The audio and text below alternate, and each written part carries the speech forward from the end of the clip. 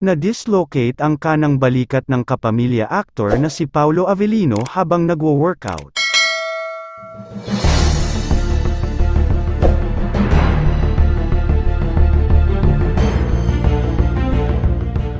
Nagpapagaling na ngayon ang leading man ni Kim Chiu sa latest ABS-CBN at VU Philippines series na What's Wrong with Secretary Kim matapos nga ang naturang insidente. I dislocated my right shoulder because of weightlifting, ang pahayag ng aktor sa isang event ng isa niyang endorsement last Friday, March 15. I did not wear a sling, masisira kasi pagka-action star ko, biro pa ng aktor. Sa Instagram story ni Paulo nitong linggo, March 11, ibinahagi niya ang isang video clip kung saan mapapanood siyang nagbubuhat ng weights. Nauna rito, nag-post din si Paulo ng isang short video clip sa Instagram story kung saan makikita nga siyang magwo-workout sa isang gym.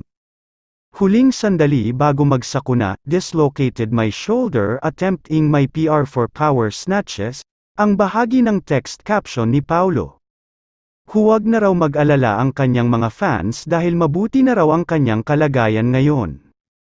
I am all good now, thank you sa nurses and doctors of Makati Med and also sa mga pogi na classmates ko sa gym especially at red_espirito, sabi pa niya. Samantala, nabanggit naman ng aktor sa panayam sa kanya ng ABS-CBN na talagang kinakarir niya ang kanyang itsura sa bawat character na ginagampanan niya para maging makatotohanan at natural na natural. My aura or look comes with the role I am doing, I try to stay true to the characters I am doing.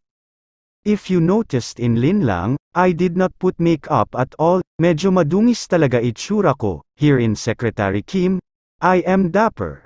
Sabi ni Paulo, mapapanood na ang Filipino adaptation ng hit Korean series na What's Wrong with Secretary Kim, simula bukas, March 18 sa VU Philippines. Hanggang dito na lang. Ano ang masasabi mo sa balitang ito? Paki-comment sa ibaba. Huwag din kakalimutang mag-subscribe at i-click ang bell button para lagi kang updated pag may bago tayong upload. Thank you.